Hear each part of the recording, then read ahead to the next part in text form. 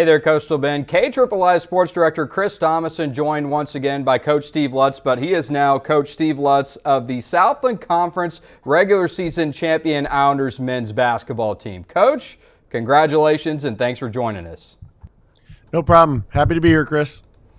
All right, so how nice was this past week? You guys get to celebrate the conference championship at home on homecoming, and then you get to turn around on Wednesday. You get a hard-fought win over Commerce and get to celebrate the women winning their conference championship there as well. So how nice was this past week? Yeah, I mean, it was great. I mean, obviously it's a pretty good week to be an Islander. I couldn't be more happy for Coach Chadwick and those ladies. I mean, obviously I talk a lot about how hard our guys work, but those ladies work just as hard. And they were winning the conference. They hit a couple games where they lost a few, and then they climbed their way back in. So, it's an awesome week to be an Islander. Yeah, for y'all, you started as the preseason #1, so obviously there were a lot of big expectations. But then you ended up pulling through at the end. Now we've got all the conference honors coming out today. For those that haven't seen yet, this will air in a little bit, but you were named the Southland Conference Coach of the Year. Terrion Murdix, the Defensive Player of the Year and First Team. Isaac Mashila, First Team. Travion Tennyson, Second Team. So how nice is it being recognized with all those? Man, that's really cool. I mean, I'm happy for those guys. They work really, really hard. And they're very good players. I mean, you don't get an opportunity to win Southland Conference titles or any title for that matter if you don't have good players. And those guys deserve everything that they get.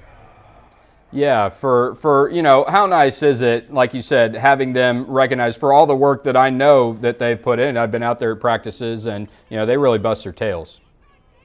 Yeah, no questions. I mean, and it's also the behind the scenes stuff. I mean, those guys still are in the gym before and after when you're there, and it's just not a show up at the game and perform. I mean, you spend countless amounts of hours just practicing on your own or with the grad assistants or with an assistant coach, just beyond the regular practice time. So again, I couldn't be more proud of those guys. They're well deserving. That's not to say that there's not other guys on the roster that possibly could be deserving as well. But, this team's been great about celebrating others and having no animosity. So, again, I just couldn't be more proud and happy for those guys. Yeah, I guess that's where it's bad. There's only two teams. You could, argue a Ross Williams in there and maybe a second or third team as well.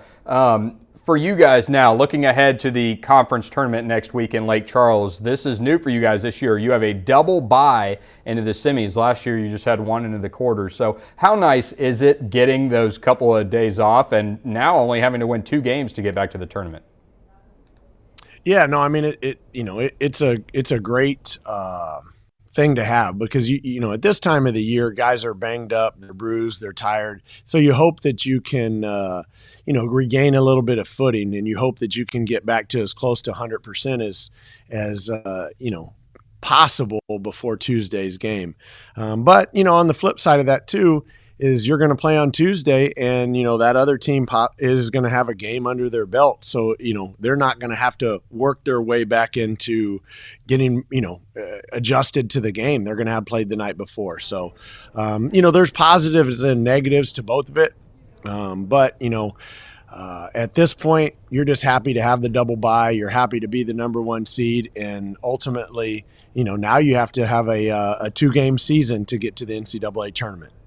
How much scouting do you do on those other games? Are you just watching the one before, Nichols, and then either McNeese or, let's see, who is the 8 seed, A&M, or 5 seed, A&M Commerce? Or are you watching Commerce 2 days in advance? Are you catching in as much as you can get? Yeah, we'll go in there on Sunday, and we're always gonna over prepare rather than under prepare.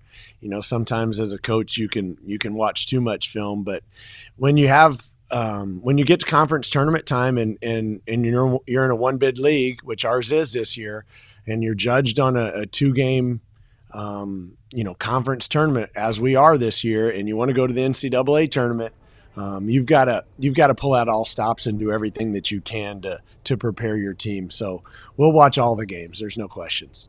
All right, well, there you go. The Islanders getting ready for the Southland Tournament semifinals next week, Tuesday at 5:30 in Lake Charles. That game can be seen on ESPNU. Hopefully, be getting back to the championship game the next day as well. Coach, congrats again on the honors, the conference title, and we hope we're talking to you back on Selection Sunday.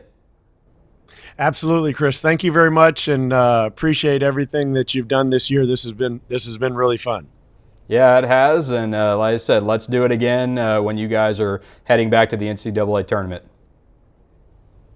Sounds good. Thanks, Chris. All right, thanks again, Coastal Bend, for joining us, and we'll see you again on the next edition of Hang Time.